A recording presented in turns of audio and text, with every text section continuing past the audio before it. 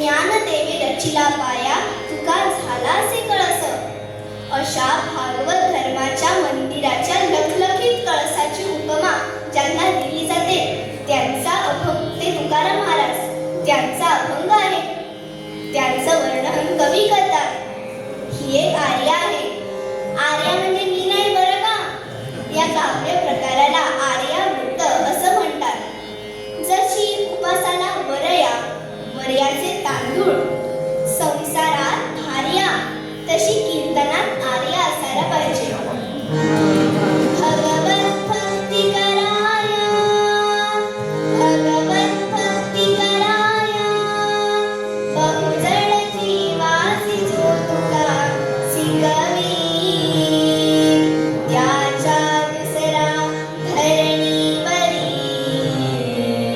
त्याच्या दुसरा धरणीवरी येईल गुण तुका सिंगवी.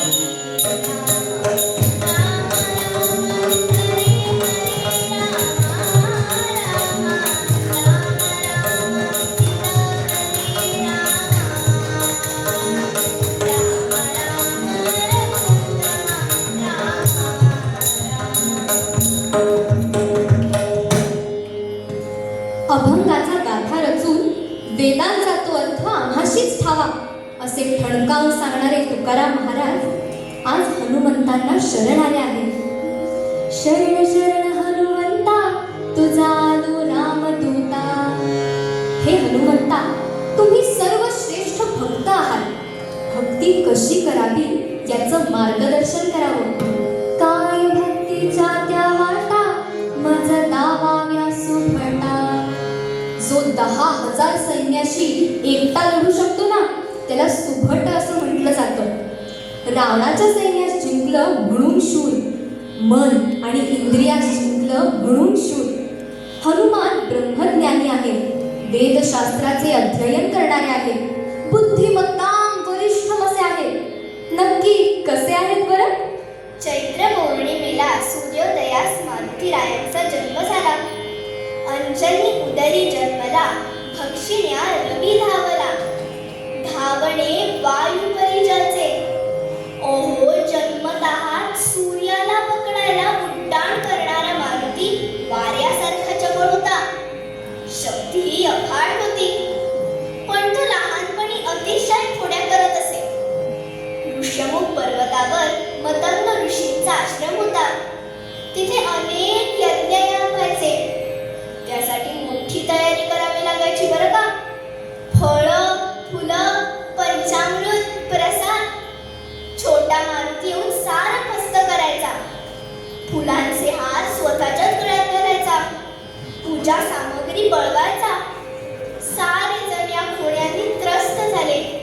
ह्या अचार अविवेकी शक्तीला कसा आवरावं कळेना.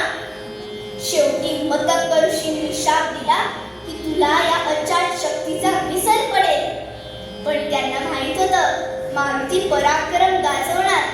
मग त्यांनी उशापी दिला की मोठा झाल्यावर कुणीतरी तुला शक्तीचा आठवण करून देईल. तेव्हा तुझ्यामध्ये तिचा सदुपयोग करण्याची बुद्धी, प्रगल्भता म्हणजेच मॅच्युरिटी आली असेल. मारुती शांत झाला, अभ्यास करू लागला. त्याची शक्ती चॅनेलाइज झाली. पण सीतामाईचा शोध लावायची वेळ आली तेव्हा जांबुवंतांनी मारुतीरायांना त्यांच्या शक्तीचं स्मरण करून दिलं. मग काय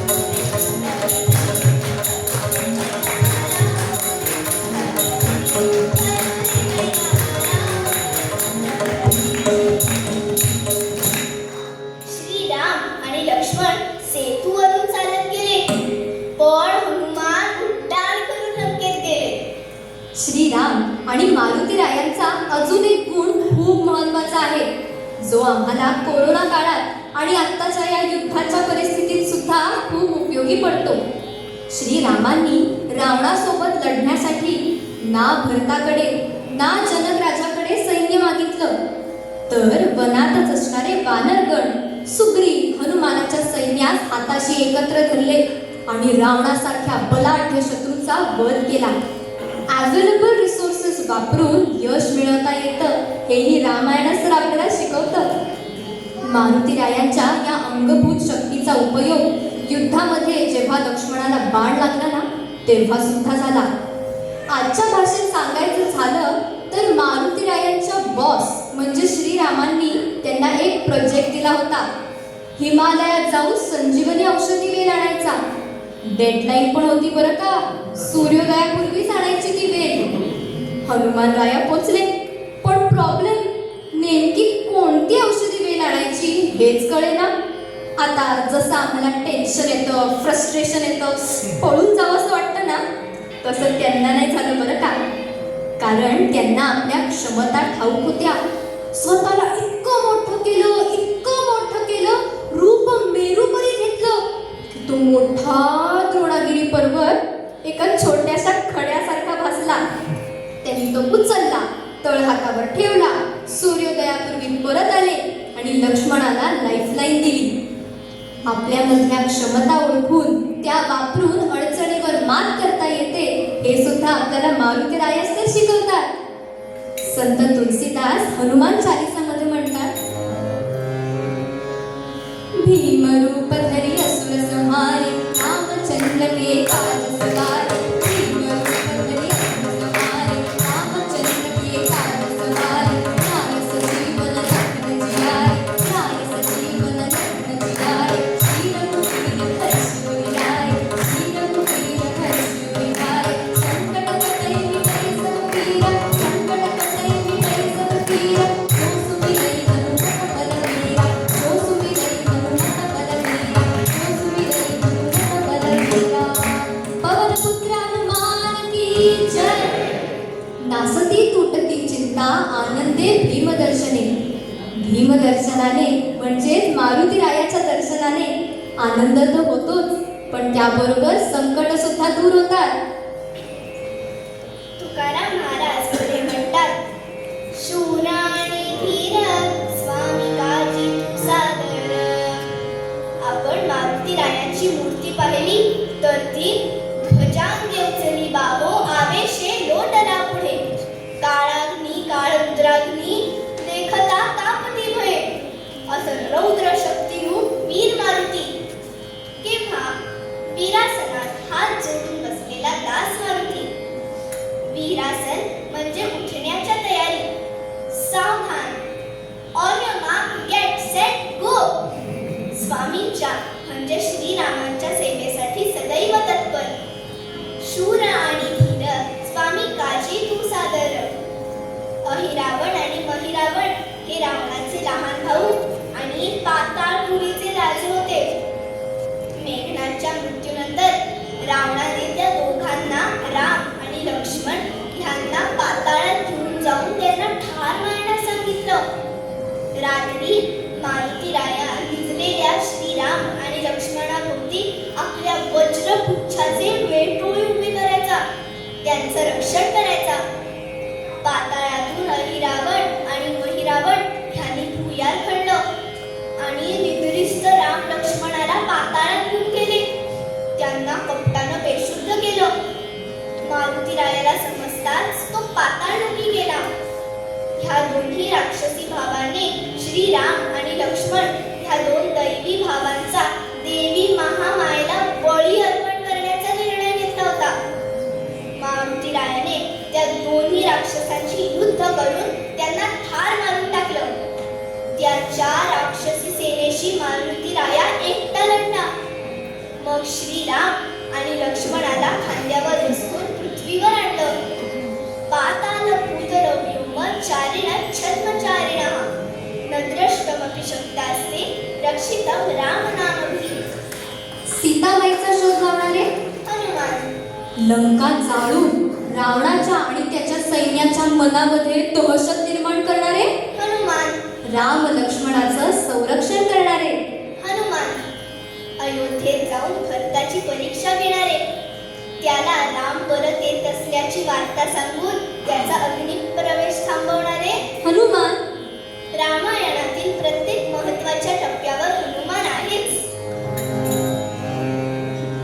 जय जय जीव जयंत कविवर श्री हनुमंता. जय जय जीव जयंत कविवर श्री हनुमंता. नमस्ते दाता नमस्ते दाता तुझी जय दाता दाता दाता. जय जीव जयंत कविवर श्री हनुमंता.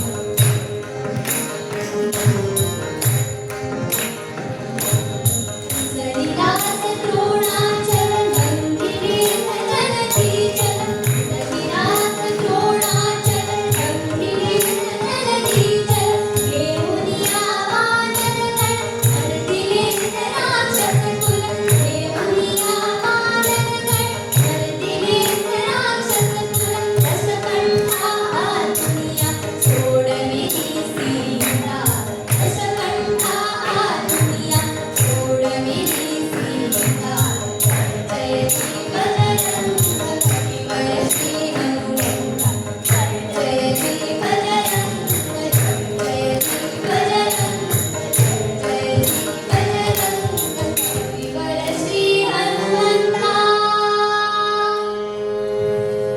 अयोध्येत परत आल्यावर श्रीराम स्वतः अंजनी मातेला भेटायला गेले.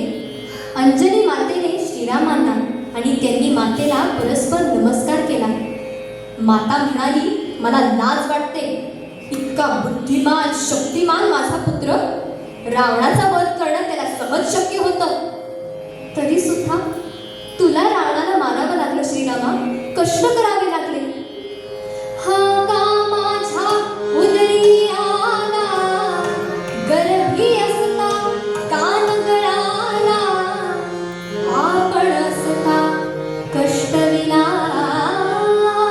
श्रीराम माझा.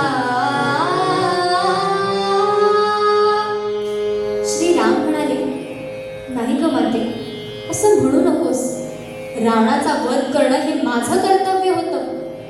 माते तुझ्या उदरी जाण, हनुमंत रत्न जन्मला थोर. माझे सारे रामायण त्याच्या नियोगे. मारुतीचे इतके ऋण माझ्यावर आहे की मी मारुतीचा मारुती झालो तरी ते कधीच भेटणार नाहीत ग. बा मारुती, तुला काय देऊ? मारुती रायांच्या डोळ्यात अश्रू आले. रोमा रोमात श्रीराम असे माझ्या.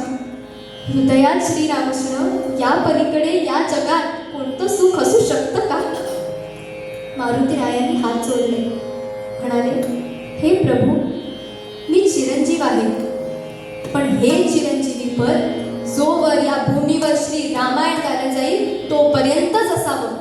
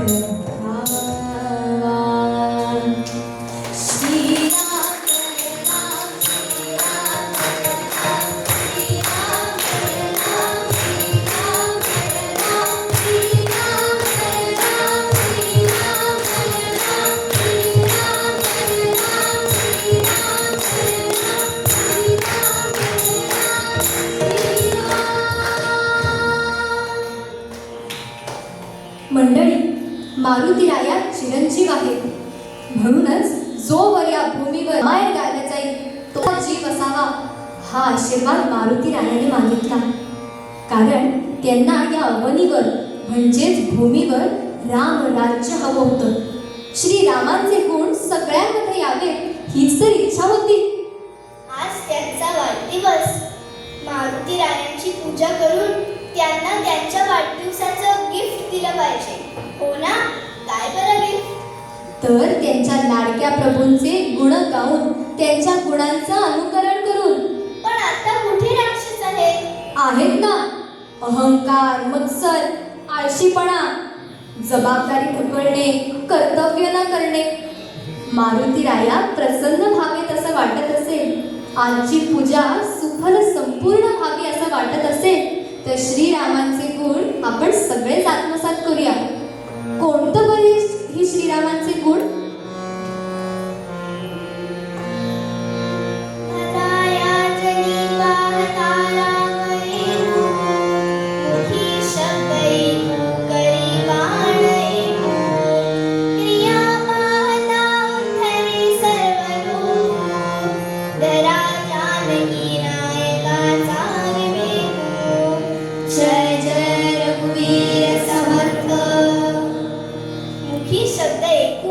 म्हणजे दिलेला शब्द पाळणे, वचन पाळणे, कमिटमेंट.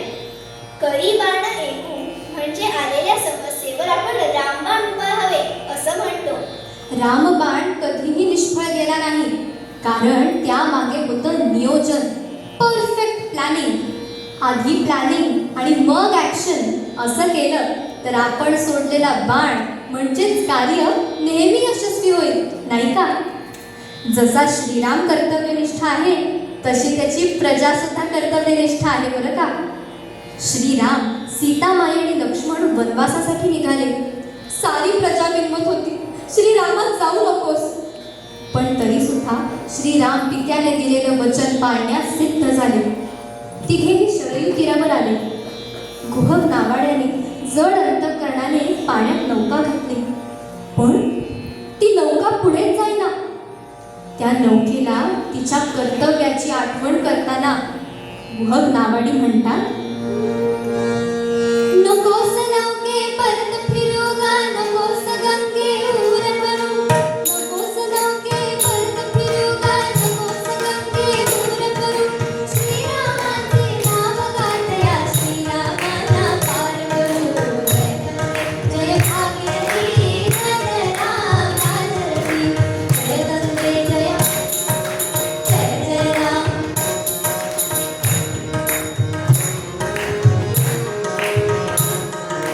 कर्तव्याची धरणी कास, राम स्वीकारी हा वनवास. कर्तव्याची धरणी कास, राम स्वीकारी हा वनवास. दासच त्याचे आपण काम, कर्तव्याचे करत फिरू. श्रीरामाचे नाव गातया, श्रीरामाना पार करू. जय गंगे जय भागीरथी जय जय राम राजरथी, जय गंगे जय जय जय राम.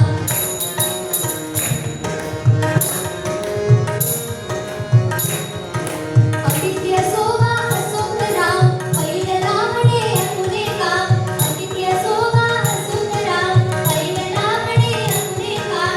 घरे पुरे राम जाणता, आपण अपुरे कर्म करू. श्रीरामाचे नाव गातया, श्रीरामाना पार करू. जय गंगे जय भागीरथी जय जय राम राजरथी, जय गंगे जय भागीरथी जय जय राम राजरथी, जय जय राम राजरथी, जय जय राम राजरथी. सियावर रामचंद्र की जय, पवन पुत्र हनुमान की जय. मग मारुती रायांना त्यांच्या वाढदिवसाचं बर्थडे गिफ्ट देऊया ना. हो, शपथ घेऊया. कर्तव्याचं आम्ही पालन करू. कर्तव्य कुटुंबासाठी, समाजासाठी, देशासाठी, धर्मासाठी. त्यासाठी आम्हाला शक्ती द्या, बुद्धी द्या, सामर्थ्य द्या, आशीर्वाद द्यावा. आम्ही आपल्याला शरण आलो आहोत. मंडळी, वेळ अपुरा आहे, पण रामकथा अपरंपार आहे. आम्हाला इथे बोल